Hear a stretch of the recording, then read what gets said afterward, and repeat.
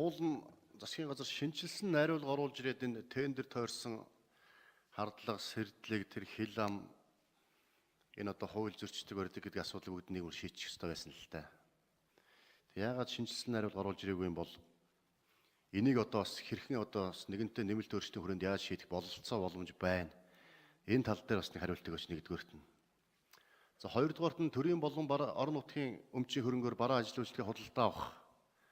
Одоо тендер үндсэндээ жилд одоо хэд зарлагдаж байна вэ? 2017 онд 18 онд хэд зарлагдав? Хэдэн төгрөгийн одоо төсвийн хөрөнгөнд зарцуулагдав?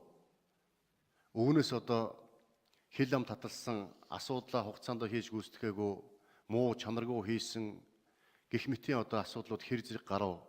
Энэ дээр одоо хийсэн одоо тооцоо судалгаа байдаг юм уу? Ерөөсөө л одоо тендер гэж нэг болдоггүй юм яриад байдаг.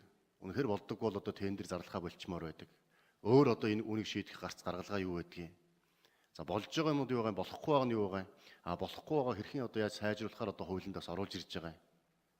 Энэ тал дээр тодорхой мэдээлэл бас олон түмэнд өгөөч. Энийг бас нэг бололцоо боломжоор бас ажлын хэсэг хариулаад өгөөч гэж нэгдүгürt нь хүсмээр байна. Үндсэндээ одоо өмнөх хуулиас хэрхэн яаж сайжирч байна? За юугаараа ямар одоо гарч байгаа хил амуудыг энэ чанаргүй хийдэг, хугацаа хэтрүүлдэг, асуудал үүсгдэг энэ нөхдүүдийн асуудал хэрхэн яаж шийдвэрлэх гэж байна? Энэ дээр нэг тодорхой хариулт өгөөч. За хоёрдугаарт нь энэ хар жагсаалтын асуудал. Тэр чанаргүй хийдэг, хугацаа хэтрүүлдэг. Энэ дээр хар жагсаалтыг хэрхэн яаж оруулж ирж байгаа? Үнэхээр асуудал үүсгэсэн бол тэр компаниг тендерт хизээж оролцуулахгүй байх ёстой. За баг зах гэдэг юм одоо баг зэргийн одоо хөнгө алдаа гаргасан гэх юм бол 1-2 жилдээ оролцуулахгүй байх гэдэг юм. Иймэрхүү байдлаар бас хариуцлагыг бид нар ярьдаг байхгүй бол ерөөс хариуцлага ярьдаггүй учраас тэр цүнхтэй компаниуд тоног төхөөрөмж байхгүй, ажиллах хүч байхгүй. Тэгээ тендер аваад хувь амьтан зараад худалдаа явж идэг. Энийг одоо хэрхэн шийдвэрлэх гэж байгаа юм бэ? Энийг нь хариулж өгөөч. Сая төрийн албаа агч нартай холбоотой асуудал гарч байна бас. Төрийн албаа агч нар тендер шалгаруулахдаа шудраг бусаар шалгаруулдаг, авилгал авдаг, ашиг сонирхлын зөрчилд ордгоо гэж. Энэ дэр одоо сая бас ингэ зөрчлийн хуулиар алга болсон гэж яриад байна. Уул нь төрийн албаны тухай хуулиараа хариуцлага хүлээх бололцоо боломжинд байдаг бах. За ноцтой бол мэдээж эрүүгийн хариуцлага хүлээлгээ тэр хүн чинь шоронд авчиж сууж бололцоонд байж л байгаа хэрэг. Энийг одоо өшөө чангаруул, өшөө илүү хариуцлагатай болгох тал дээр одоо ямар хөө заалтууд оруулж ирэх гэж байна. Энийг нэг хариулж өгөөч. За дараагийн асуудал. Сая бас ярьж байгаа тийм яам дээр ингээд том тендерын зарлагдаж жижигүүд 8 орон нутг руу явдаг гэж. Том ч байна уу, жижиг ч байна уу тэгээд одоо тэр тухайн сум баригдаж байгаа сургууль, цэцэрлэг, эмнэлэг одоо юу байдгийг. Эдгээр дээр чинь тэр яамнаас захиалагчийн хяналт тавьж байгаа нэртэй жилдээ 1-2 удаа очдог. Ашиглалтанд ордог. Тэгээд дараад нь бөө хил ам таталдаг. Нөгөө ашиглаж байгаа байгууллагын сургууль, цэцэрлэг, эмнэлэг нь одоо юу гэдгийг. Энэ тийм болцсон байна, тэр нь тийм болцсон байна. Ингээ барьчих юм, ингээ хийчлээ, чанаргүй хийчлээ бөө ашиглаж байгаа байгууллагын дараад нь гомдол гаргаад эхэлдэг. Тийм болохоор эхнээс нь одоо энэ захиалагчийн хяналт гэдэгтээ захиалагч байгууллагаас гадна тэр ашиглагч байгууллагыг оруулж хяналтын тавилах. Яагаад гэвэл тэнд байнгын хяналт тавьж байгаа. Өдөр тутам шороо ухаас нахуулаад барай дуусах хүртэл хугацаанд чанартай хийж гинүү, чанаргүй хийж гинүү, сайн хийж гинүү, муу хийж гинүү, ямар материал ашиглаж гинүү, өдөр тутам хяналт тавих бололцоотой. Дараад нь өөрсдөө ашиглаад тэр хөрөнгийг чинь ашиглах ёстой улсууд нь өөрсдөө хяналтаа тавьдаг, өөрсдөө шаардлага тавьдаг. Болохгүй бол зогсоодог юм байх юм бол тэр хүмүүс чинь энэ ажилчид өшөө илүү үр дүнтэй болно. Иймэрхүү зохицуултууд орж ирсэн үү? Одоо хэлэлцүүлэгдээ энэ ямархуу байдлаар яригдж байгаа вэ? Иймэрхүү зохицуултууд зайлшгүй хийх шаардлагатай байгаа юм аа. Тийм болохоор жилдээ 1-2 удаа очдог захиалагчийн хяналтаас илүү ашиглагч байгууллагын хяналт, ашиглагчийн хяналт илүү хэрэгтэй байна. Энийг хэрхэн зохицуулж байгаа вэ? Эдгээр асуултууд тодорхой хариулт өгөөч. За бямцэгт гişүүн маш тодорхой асуултууд асуулаа. Их тодорхой хариулна шүү. Оюун хурал гişүүн хариулах уу? За Хурлын хотын сайд. Тоонуудын ажлыг хэсгэрүүлж байна. Хурлын хотын сайдын ажлын хэсэг хариулж. Та хоёр бол наанаа ярьж байгаа. За тоонууд манай энэ хурд дараа бэлдэж байгаарай. За бямцэгт гişүүний энэ хөндөж байгаа асуудал бол аюул чухал асуудал. Энэ юу гэхээр яг орон нутгт дээр одоо ажил гүйцэтгэх компани шалгарчдаг. Хяналтыг нь Улаанбаатар хотоос одоо барилга захиалагчийн төвгээд нэг 40-50 хүн Монгол улсын орон даяараа өгдөж байгаа тэр нэг 1000 гаруй тендер тэг одоо хяндаг ийм асуудал болчиход байгаа байхгүй. Тэгээ энэ дээрээс нөгөө мөнгө санг нь орон нутг руу шилждэггүй тэгээд энэ дэр асуудал үүсээд ирсэн учраас энэ оны ихээр засгийн газар тогтоол гаргахдаа тухайн объектын гүйцэтгэлтэй холбоотой тендерийн гүйцэтгэлийг ажлыг хийх явц дээр хяналт тавихыг орон нутгаар шилжүүлээд хөрөнгө санхүүгийн давхарчин шилжүүлсэн. За тэн дээрээ яг өөрөө тэр одоо сургууль цэцэрлэг байлаа гэж бодоход сургууль цэцэрлэгийг хүлээж авах байгууллагын хүмүүсүүдийг өөрсдийг нь ашиглагч байгууллагууд нь оруулаад хяналтаа өдөр тутам тавиад явах эрх нь бүрэн нээгдэж байгаа. Энэ нөгөө тендерийн хуулиар зохицуулах тухай. Тендерийн хууль бол худалдан авалтыг зохион байгуулж байгаа.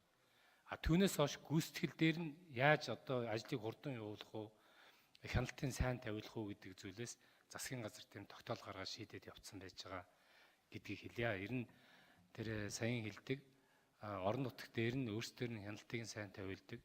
Энэ тэгээд явцад нь одоо алдаа дутагдлын хилээ засаа явцдаг. Энэ санал бол үнэхээр чухал учраас засгийн газар энэ дээр өнгөрсөн жилүүдийнх одоо бас алдаа оноон дээр дүгнэлт хийж хагаад засгийн газрын тогтоол гаргачаад ажиллаж байгаа.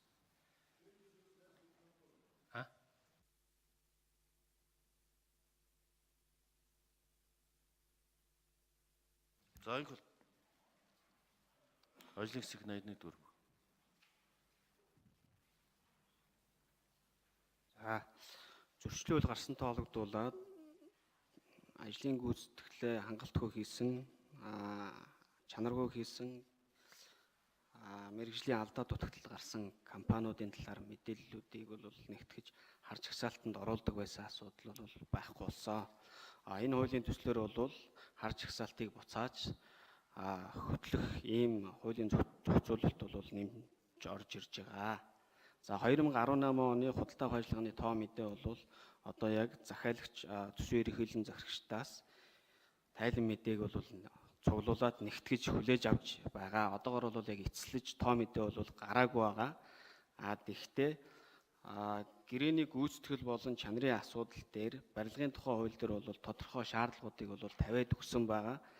Чанар болон гүйцэтгэлийн асуудлыг бол энэ барилгын тухай хуулийн хэрэгжилтийн асуудлыг сайжруулах юм бол тендерийн хууль гэхээсээ энэ барилгын хуулийн дагуу бол чанарыг бол сайжруулах бүрэн бололцоотой юм байна лээ. Тухайлбал барилгын тухай хуулийн 3 дугаар бүлэгт барилгын үйл ажиллагааны зарчим, барилгын зураг төсөл тавих хяналт, барилгын материал тавих хяналт, барилгыг одоо хэрхэн барьж байгаа гүйцэтгэл тавих хяналт гэсэн ийм тодорхой хяналтууд байдаг. Энэ хяналтыг бол тухайн төсвийн тодорхой хөв хэмжээгээр одоо цалинжуулж одоо хяналт тавьдаг ийм эрх бүхий тусгай зөвшөөрлөхийн мэргэжлийн хуулийн этгээд болон одоо хувь зөвлөх инженерүүд бол хяналт авч ажилладаг.